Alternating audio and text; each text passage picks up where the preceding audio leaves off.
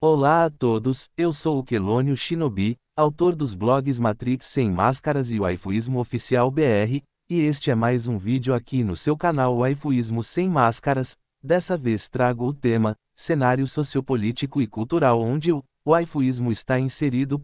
Sem mais enrolações, vamos ao vídeo. O waifuísmo e sua natureza individualista. O waifuísmo, ou a prática de formar vínculos emocionais ou românticos com personagens fictícios, tem se tornado cada vez mais debatido no cenário social e filosófico moderno.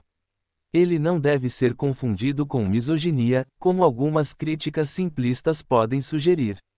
Em vez disso, o waifuísmo pode ser interpretado como uma forma de fictossexualidade ou fictoafetividade, ou seja, a capacidade de se conectar romanticamente com figuras fictícias.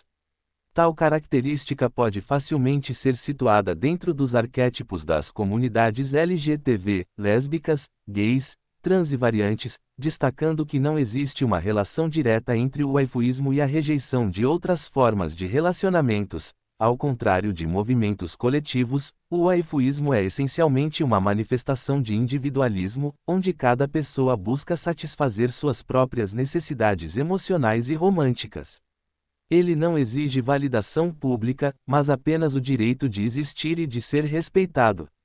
A base do waifuísmo reside na liberdade pessoal, onde cada indivíduo decide como quer viver sua vida sem prejudicar os outros. Portanto, não faz sentido ataques provenientes de setores progressistas que, em teoria, defendem a diversidade e a liberdade de escolha. A intolerância a formas alternativas de relacionamento contradiz os princípios fundamentais do pluralismo. Na medida em que o debate avança, é possível imaginar um futuro onde as relações entre pessoas e personagens fictícios, ou até mesmo máquinas como IAs e robôs, sejam normalizadas. A história demonstra que as normas sociais mudam ao longo do tempo. Relacionamentos entre pessoas do mesmo sexo, por exemplo, foram altamente estigmatizados no passado, mas hoje são amplamente aceitos. O avanço da tecnologia e a ampliação do entendimento sobre as múltiplas formas de afeto e conexão humana indicam que o tabu sobre relacionamentos não orgânicos pode eventualmente desaparecer. O papel do waifuísmo como expressão de individuação reforça sua legitimidade. Ele não procura impor suas regras a terceiros nem desvalorizar formas tradicionais de relacionamento. A resistência a essa prática, muitas vezes motivada por preconceitos ou desinformação, não reconhece que a sociedade é composta por diversas maneiras de experimentar o amor, a felicidade e a realização. Assim, atacar o waifuísmo é, de certa forma, atacar a liberdade individual de buscar significado em um mundo cada vez mais plural. Portanto, compreender o waifuísmo em sua essência é reconhecer que ele não representa uma ameaça aos valores coletivos, mas sim um convite à aceitação de formas alternativas de conexão emocional. Como qualquer prática humana, ele deve ser avaliado pelo impacto que gera no bem-estar individual e coletivo, e não por normas sociais arbitrárias ou preconceitos históricos. Críticas de conservadores, feministas e comunidades LGTB. O waifuísmo frequentemente se torna alvo de críticas de setores conservadores, feministas e até mesmo de comunidades LGTB. A resistência por parte de conservadores tradicionalistas é muitas vezes baseada na ideia de que relacionamentos só são válidos entre pessoas orgânicas, preferencialmente dentro de um contexto heteronormativo e familiar. Esse ponto de vista rejeita qualquer forma de relacionamento que não siga os padrões tradicionais, ignorando as complexidades do comportamento humano e as mudanças culturais. Por outro lado, algumas feministas também criticam o waifuísmo, alegando que ele perpetua fantasias irreais sobre mulheres e incentiva a objetificação. Embora preocupações com representações problemáticas de personagens femininas sejam válidas, não se pode generalizar que todos os adeptos do waifuísmo compartilhem dessa visão. Muitos waifuístas veem suas waifus como figuras com características emocionais e psicológicas complexas, o que reflete mais uma conexão emocional do que uma mera fetichização. A crítica vinda de comunidades LGTB pode parecer contraditória, já que esses grupos historicamente lutaram pela aceitação de formas alternativas de amor e relacionamentos. Porém, a resistência pode surgir da percepção de que o waifuísmo dilui a legitimidade da luta por direitos. No entanto, isso ignora o fato de que o waifuísmo é uma expressão de individualidade e não busca invalidar ou competir com outros movimentos de igualdade. Esses ataques refletem, em última análise, uma resistência cultural à ideia de que o afeto e o amor podem transcender limites físicos e biológicos. A fixação em normas sociais tradicionais é uma tentativa de preservar uma noção de estabilidade que já está em transformação.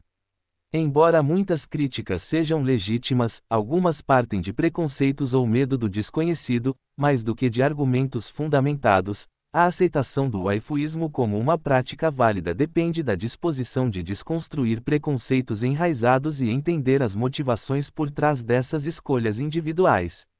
Só assim será possível avançar para uma sociedade mais inclusiva e compreensiva. Hipocrisia e o tabu sobre Lovedows. Uma das contradições mais evidentes nos debates sobre o waifuísmo e tecnologias afetivas é a diferença de tratamento entre objetos sexuais femininos, como vibradores, e Lovedows. Enquanto os primeiros são amplamente aceitos, até mesmo celebrados, as Lovedows continuam sendo alvo de vergonha e tabu. Essa discrepância revela a hipocrisia e o relativismo moral de uma sociedade que frequentemente privilegia determinados comportamentos enquanto demoniza outros sem justificativa coerente. Vibradores, por exemplo, são comercializados como ferramentas de empoderamento sexual para mulheres, enquanto os homens que utilizam Lovedows frequentemente enfrentam estigmatização. Isso cria uma dupla moral onde a autonomia sexual feminina é exaltada, mas a masculina é ridicularizada. Tal diferença de tratamento ignora que ambos os objetos cumprem funções similares: atender necessidades individuais de maneira privada e sem prejudicar terceiros. A crítica às Lovedows muitas vezes se baseia em argumentos de objetificação, mas é incoerente ignorar que vibradores e outros produtos também representam um tipo de interação com objetos. O tabu em torno das Lovedows reflete mais um preconceito cultural do que uma preocupação genuína com ética ou moralidade. Em essência, ambos os produtos são ferramentas de exploração da sexualidade pessoal, e nenhum é inerentemente superior ao outro. O debate em torno das Lovedows também revela o desconforto social com a ideia de substituir conexões humanas por alternativas não orgânicas. Esse receio é compreensível, mas ignora o fato de que muitas pessoas escolhem essas opções porque encontram nelas uma fonte de conforto e satisfação que não conseguem obter em relações convencionais. Assim como as waifus, as Lovedows representam uma escolha individual que não deve ser julgada com base em normas sociais arbitrárias. Reconhecer a validade das Lovedows e práticas similares é um passo para superar a hipocrisia e o relativismo moral.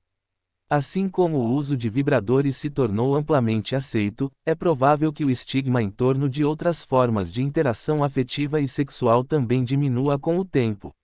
Essa aceitação, no entanto, requer uma análise crítica das normas culturais e uma disposição para acolher a diversidade de experiências humanas. Conclusão: o waifuísmo representa uma expressão única de individualidade e conexão emocional que desafia normas sociais tradicionais.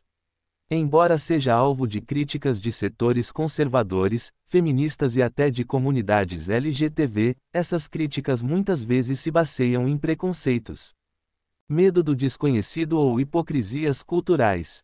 A aceitação dessa prática depende de uma disposição coletiva para abandonar o julgamento moral e reconhecer a pluralidade de formas de amar e se conectar.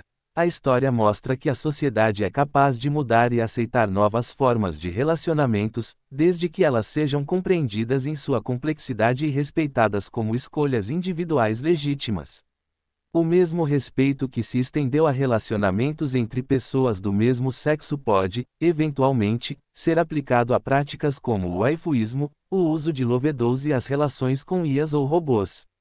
Afinal, o amor e o afeto não precisam seguir um padrão único para serem autênticos. Acaba aqui, até a próxima pessoal. Valeu,